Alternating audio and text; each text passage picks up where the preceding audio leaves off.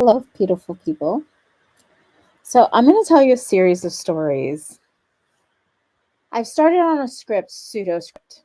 I haven't gotten very far because these are a series of short stories, and I have to see how I want to adapt them to a script version. Not a stage production. I feel like this is more, although it could be a stage production, but for me, it's been a lot more visual, and so I feel like it will definitely be either film based or a series, maybe a web series here. We'll see.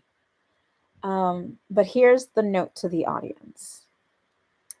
The following is a series of stories passed down through generations of my family.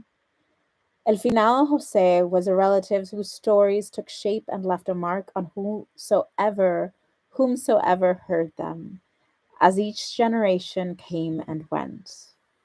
They are true stories. We actually turn that off. They are true stories. The kind that happened to a friend of a friend or a long time since or a long since deceased relative, or sometimes relatives a lot closer than you think.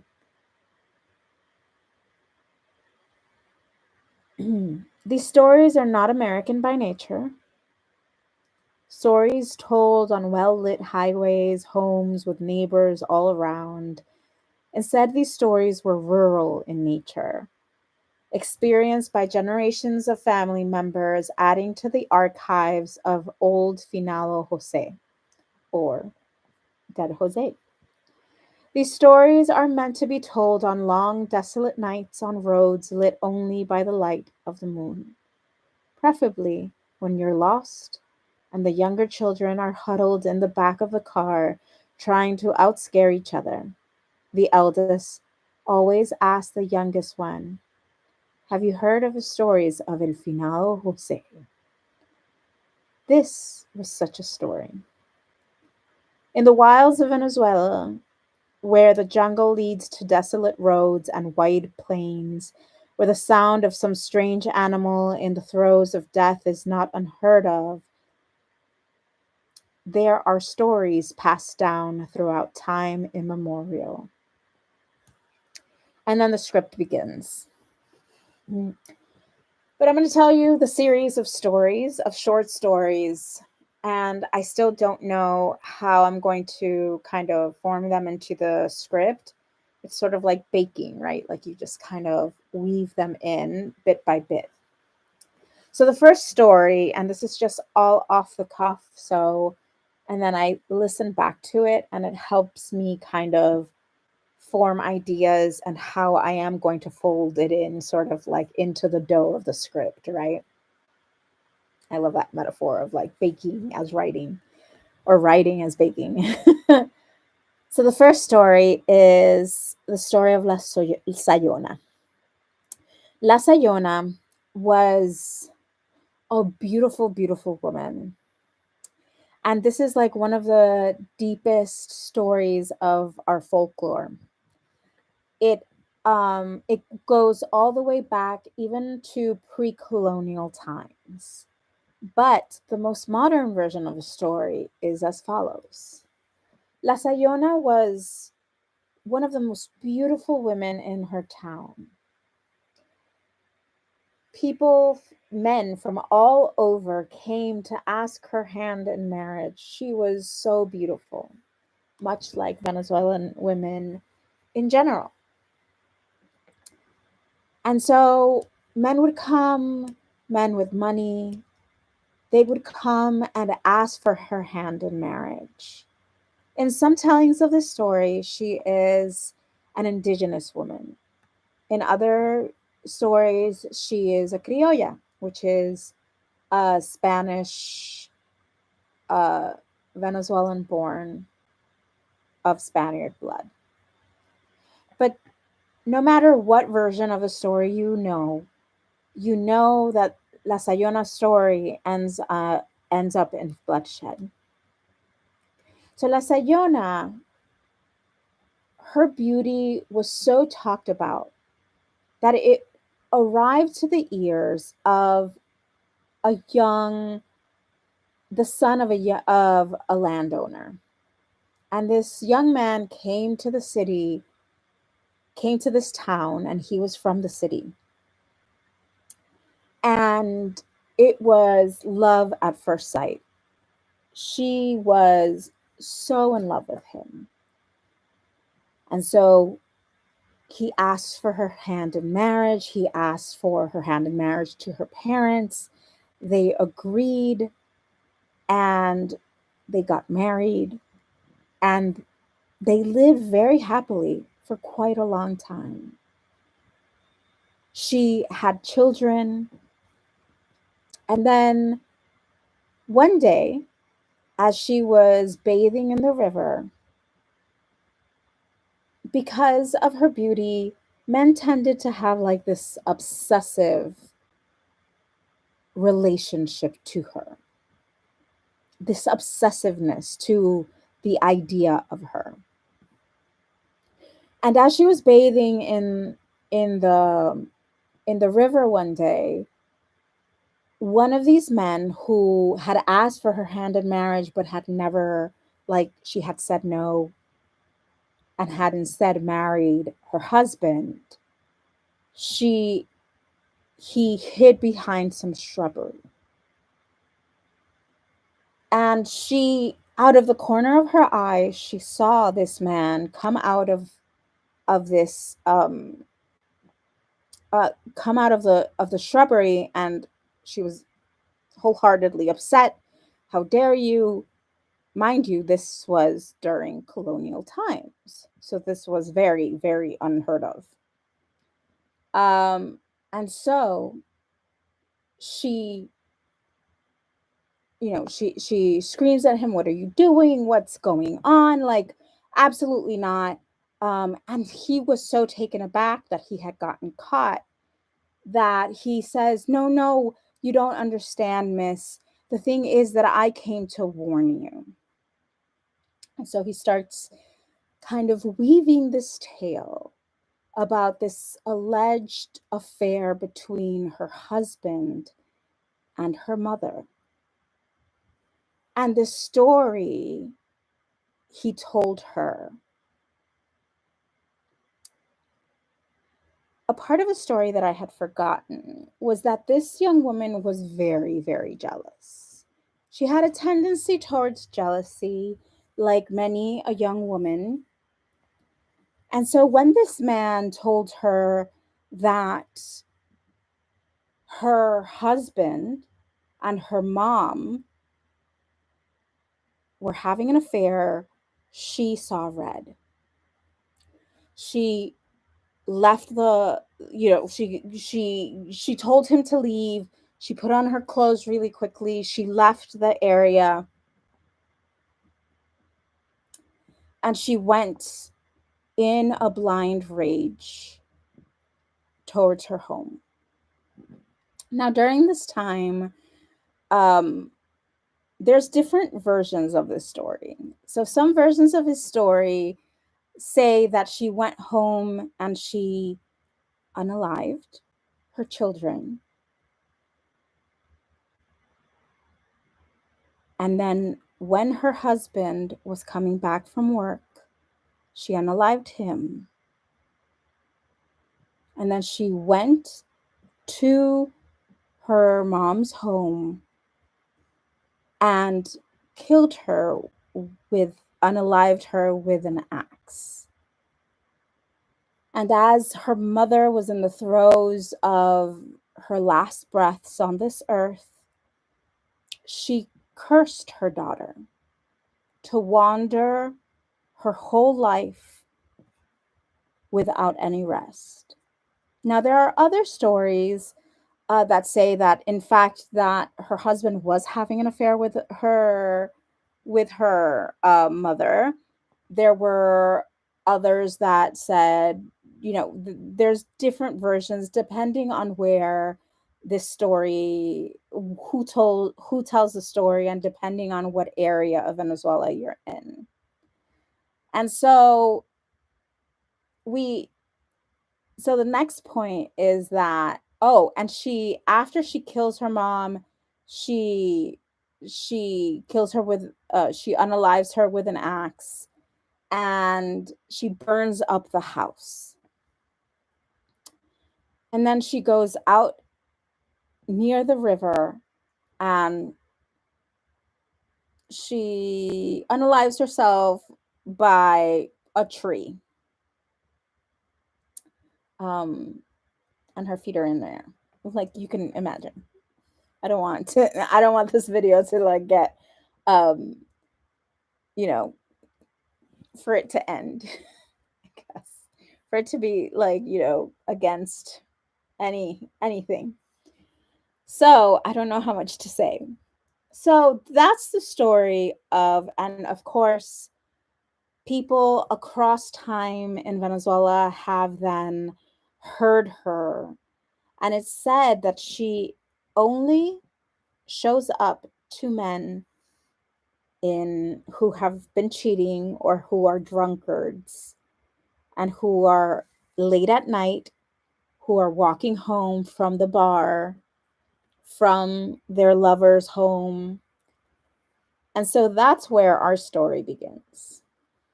So this was a story by Finado Jose that has been passed down in my family generation after generation after generation. And so the story goes, and I told that story because you have to understand the story of La Sayuna in order to understand this story.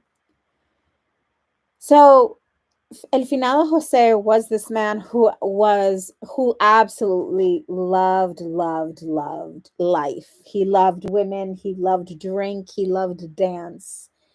And so after work, he would always end up at some bar somewhere, and he would be there for hours on end, drinking and laughing and enjoying his life, and having affairs with God knows whose wife.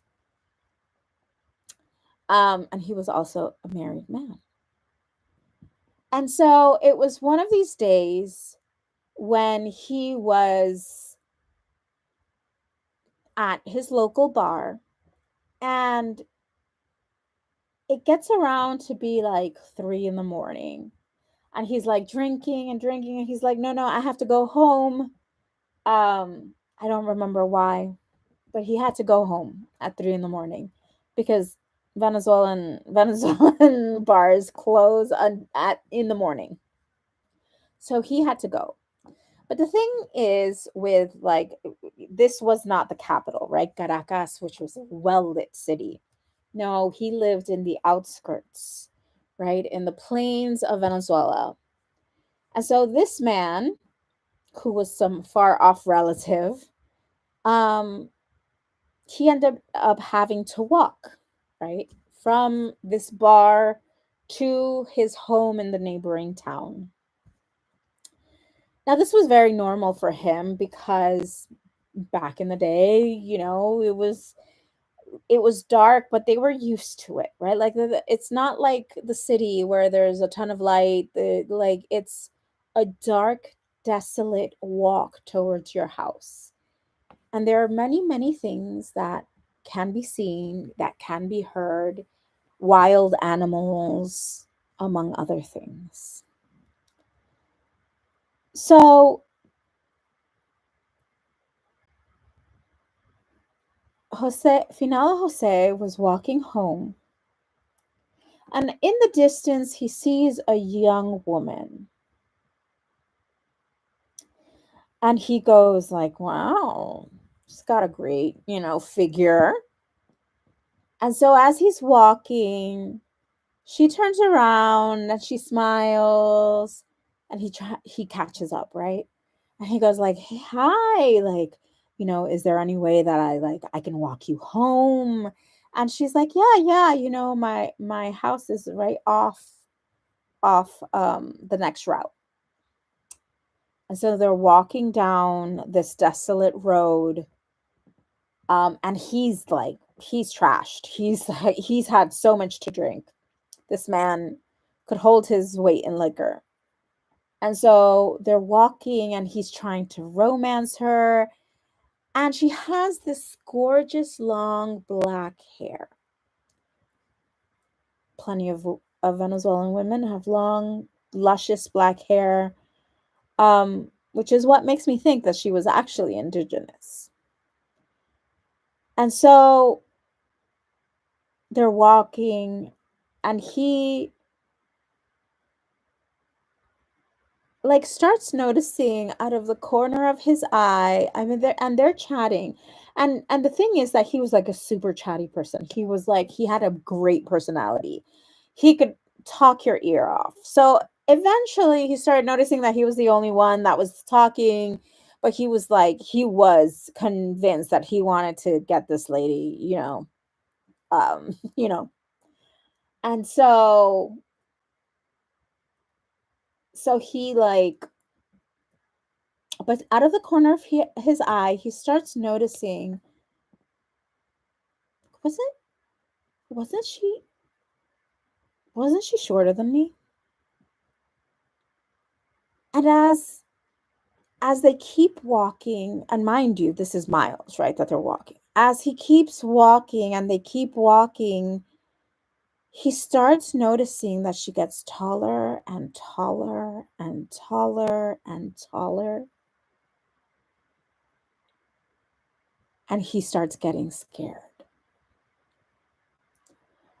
And he, at some point, he goes to say something.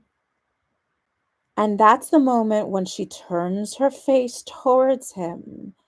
And he sees like these long, long, like fang like, uh, you know, long fang like teeth. And he notices that her hands like have grown in like incredibly long. Like this thing was like horrific. She had these long, long, like fang like teeth. Her eyes were sunken in. Her like she had lost that beauty, obviously, and like it was almost like it was like her skin was like pasted to her skeleton with these long, long nails. And she, at that point, had probably reached up to around 9 feet.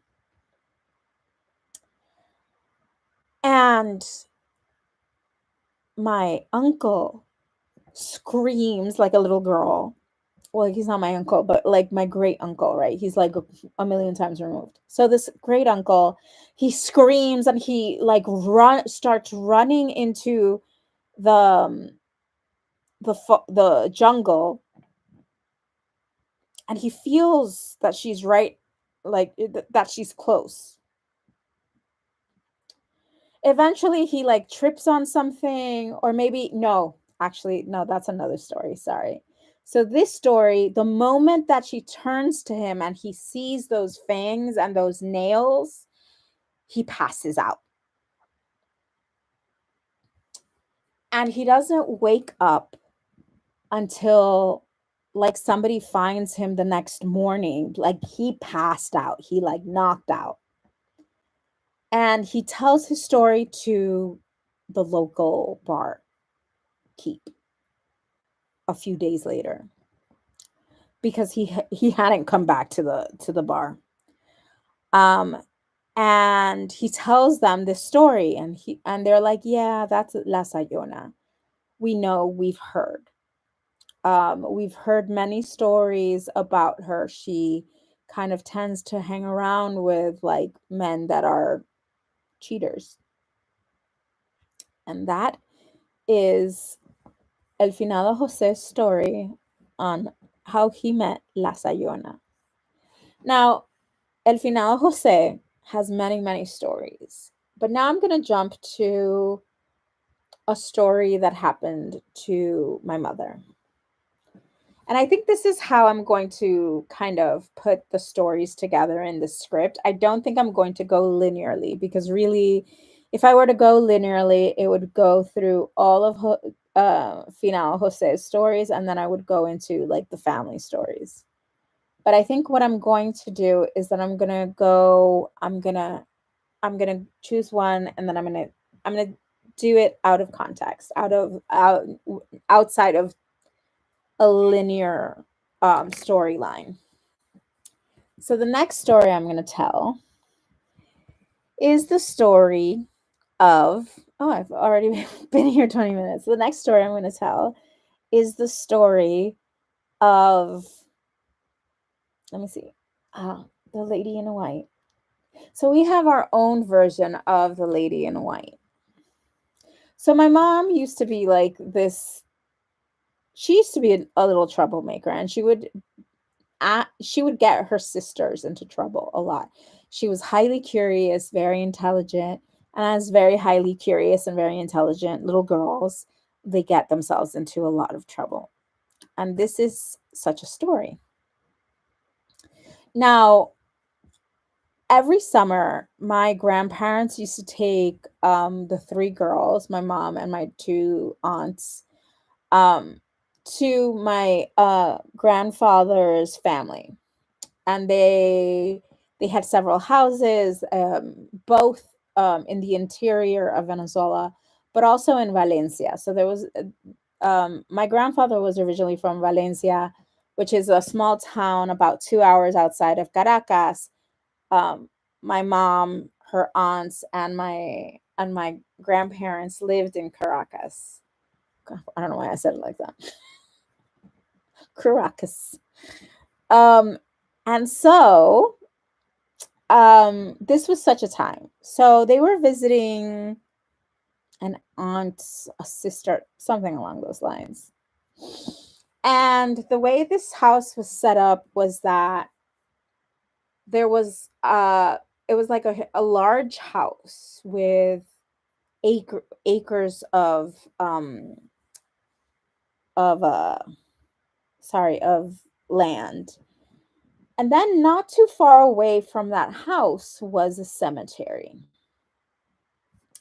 And the way these old colonial houses were is that, much like Mexican colonial homes, like they were really Spanish based, like colonial homes.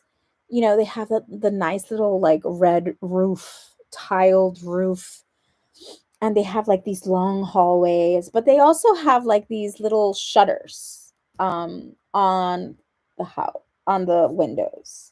And so every night they would close the shutters, and this is going to come, this is going to be important. So my mom, my grandmother, my grandfather, and my mom's two sisters arrive. My mom was probably like 9, 10 years old. They arrive to this house, and they take over, and they set up shop for like to go to sleep. And it's like the excitement of having arrived, and after a long trip from the capital, and so like they set up and they go to sleep. They put the three girls in the same room, and then they gave my grandparents another room, and they have dinner, and they all go to sleep.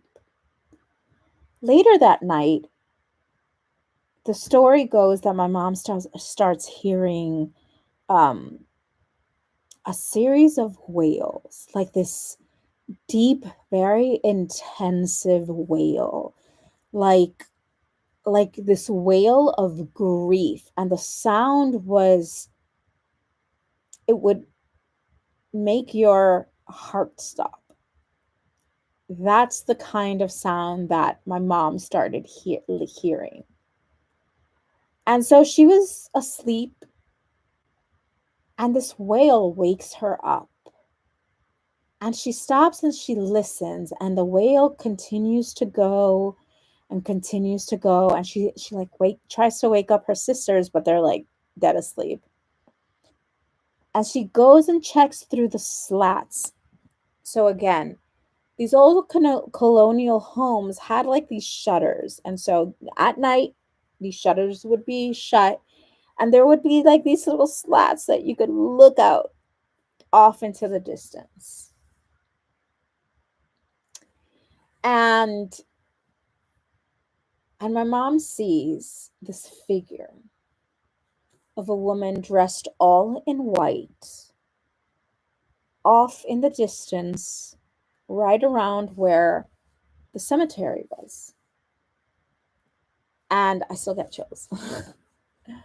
And so she could see this figure walking through the the cemetery, and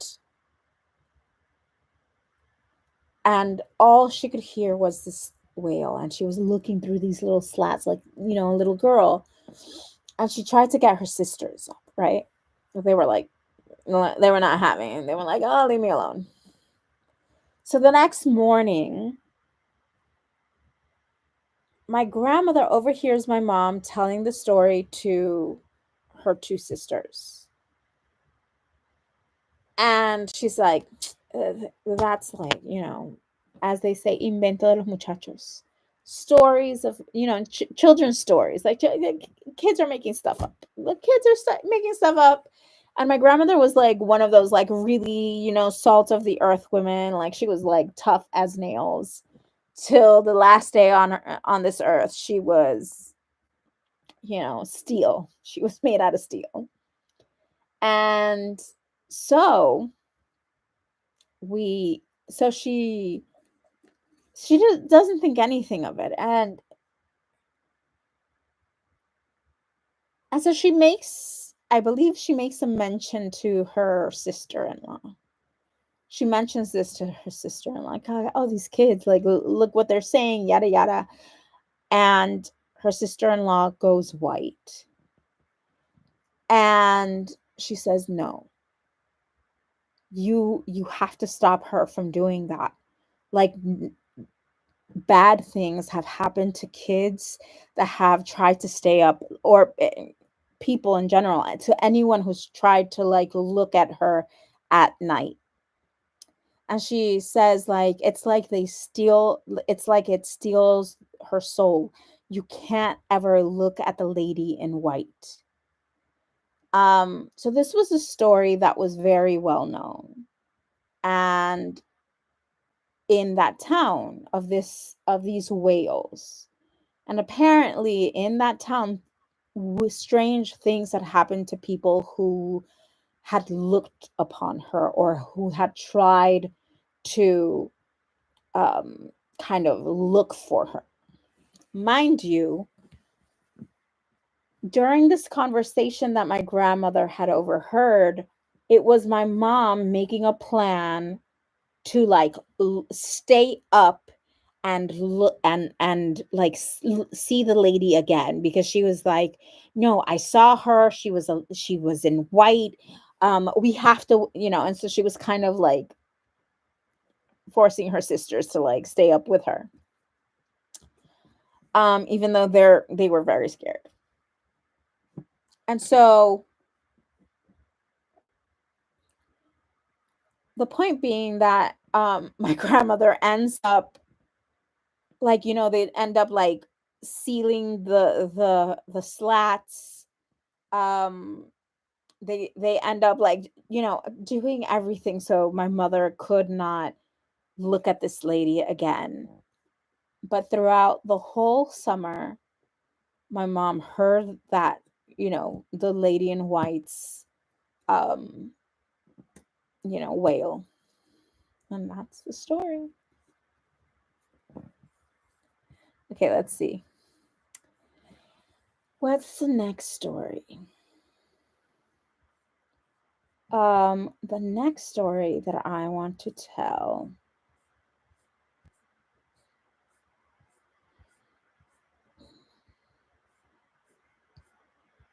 let's see. Sorry, I'm, like, trying to, I wish there was, like, a pause that I could, like, pause it, but, like, there's no pausing this.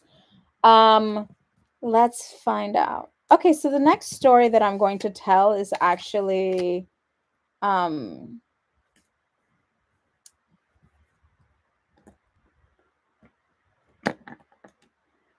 I was born.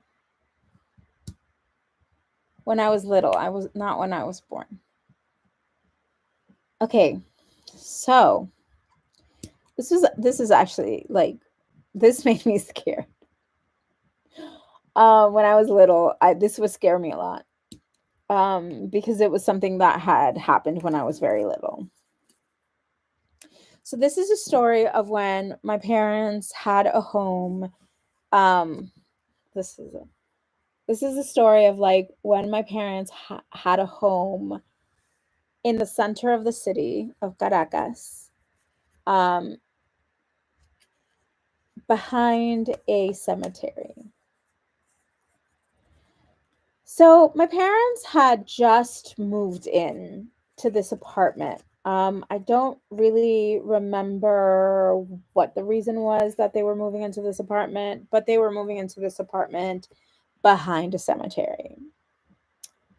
And it was a really nice place. It was a big house.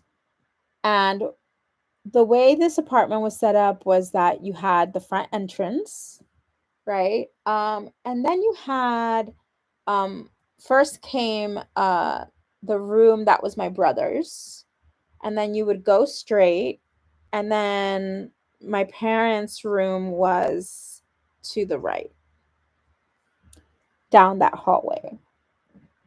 And then there was the rest of the house. It wasn't important. And I will tell you why. So as soon as my mom moved in, strange things started happening in that house. Um, one of the first nights, and I was like a baby. One of the first nights, um, my mom was woken up in the middle of the night around 2 in the morning by like angry voices. Like an argument between two people. And so she's in bed because she was woken up from like a deep sleep. She's in bed thinking like that must be my dad. He came early and caught my brother. I don't want to say any names. My brother playing games until like, his Nintendo or whatever. Dating myself. Nintendo or like whatever that is, like PlayStation, right? Until late at night. And so he's getting right. He's like that's why they're arguing. And so she waits and she waits and she waits for my dad to come into the room, but he never does. And so she gets up and she looks down the hallway and all the lights are off. Nothing is out of place. She walks down to my brother's bedroom. She opens the door and he's fast asleep. And she goes like, "That's so strange." And so she goes back to bed and she waits until my dad gets home. And my dad, he was a chef, so he like would come home at ends of the night, at odd hours of the night. And so he comes home and she was like, "Weren't you here earlier?" And he's like, "No, I was working." And she tells him what happened, and he's like, "That must have been outside. My dad has always been and will always be a non-believer." So he didn't believe it was anything nefarious or like spirit related.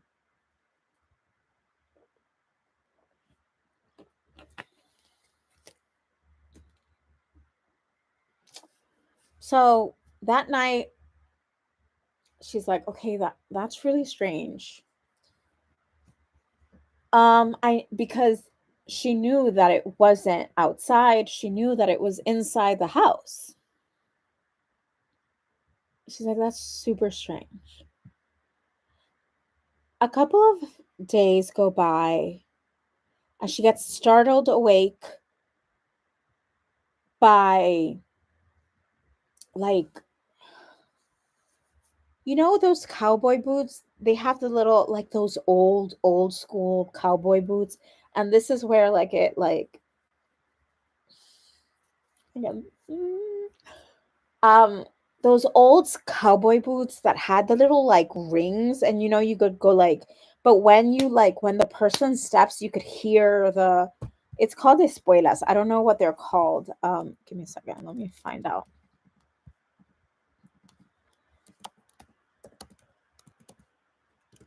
Spurs. So they're called spurs. Like the boots with spurs. She heard, like, angry, like somebody, like, with anger. Like somebody was, like, walking through the hallway with anger. And my mom got scared, and she's like, I'm not going out there. And she hears it, and then she hears a loud bang. And that's it.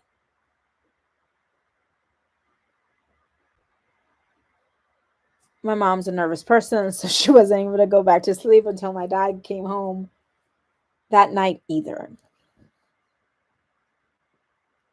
Maybe a couple of weeks later,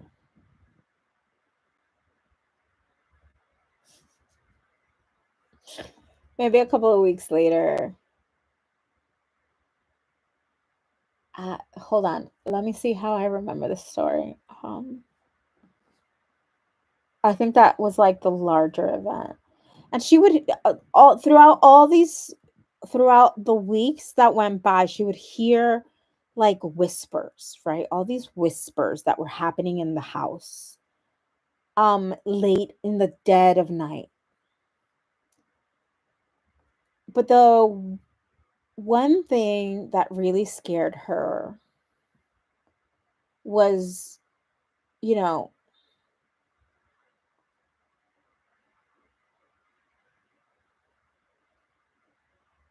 yes, I remember now.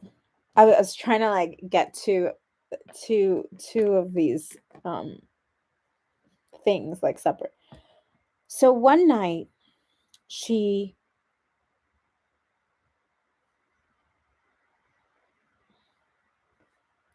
one night she's like, she hasn't gone to sleep yet. She's kind of kind of doing this until she falls asleep.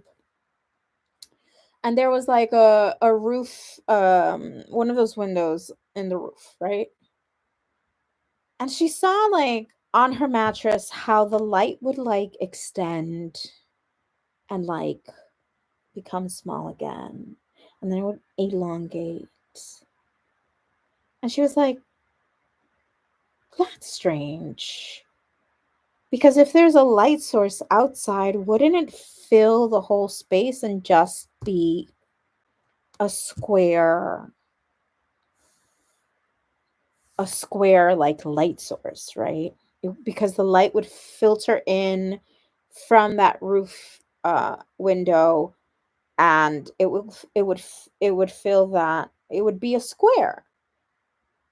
And it kept changing shape, and it elongated, and all of a sudden she looks up towards my crib, and there's this, oh my god, there's this dark shadow kind of leaning over my crib. And she's like, oh my god. And the moment she says that, it's like a like this dark, dank, like, it, like, goes, it sounds stupid, but it does go poof. Like, it goes, like, it disappears, and she could smell, like, the smell of, um I saw something. It's fucking creepy. Of sulfur. And so she saw this, she smelled this sulfur, and freaking myself out. So she smells the sulfur, and then what happens? Oh, after that happens, she hears those angry like spurs, the boots with the spurs, like somebody like stomping out, and they like a door slamming. And so she tells my dad, "Oh my God, you will not believe." Once my dad arrived, you will not believe what happened. He's like, "You're making it like that's just your imagination. I'm sure it was nothing." Whatever. The next day, she talks to my aunt, who has a very religious friend. So she's a very she has a friend who's like very faithful.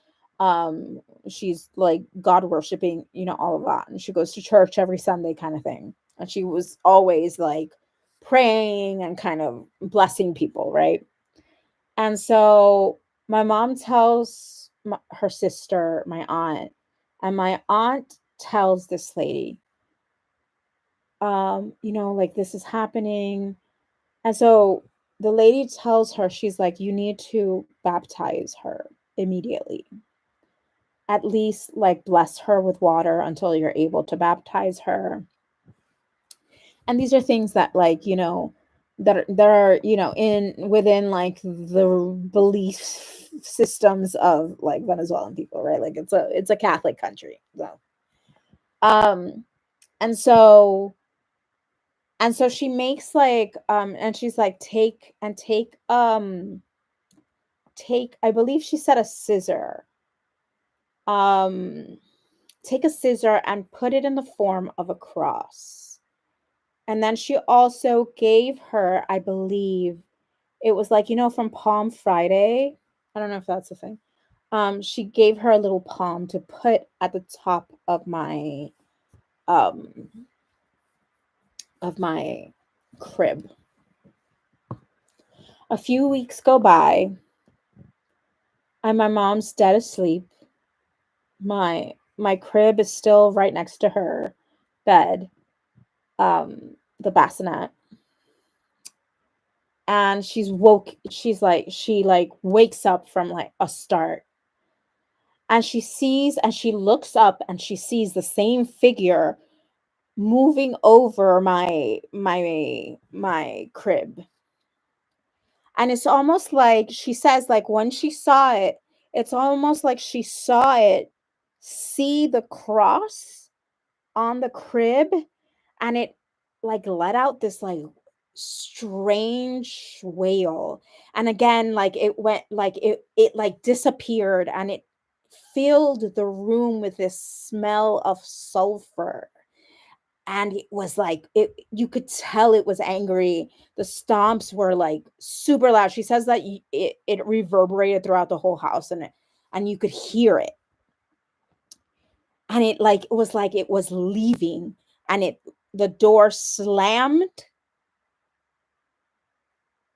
And that was the last night my mom spent in that house. My mom grabbed me, grabbed my brother, grabbed some things, and she waited outside for my dad until like 3 in the morning. When he came home. And she says she never stepped into that house again. She never went back. She literally, that was the last day. And that was the story of the house with, I don't even know. Nobody really found out what it was. But, according to them, it was because it was, that there was, it was behind, the house was behind a cemetery. So, yeah. What do you expect? So that's the story. That's the story. So far we've told 3 different stories, right? We've told the white lady. We have told the story of, what's it called? La Sayona. And we have told the story of um like, yeah, the devil house. That's what I call it. The house of shadows. Okay. So let's go to the next one. So this story is something actually that happened to me. So as you can see, like I'm taking it out of context, right? And like I said, I still don't know how I'm gonna put them all together. So the next story is when my mom and I moved into a new apartment. The area wasn't great, but my mom was a single mother, and it was before she got her like 5 million um degrees, and so like she still hadn't like started earning like her highest potential. And so it wasn't in a great area. But it was, she was like, it's my own place, it's great, we're gonna do great. So it was a 2-bedroom. So the way this apartment was set up was that it was like there was like a long shit.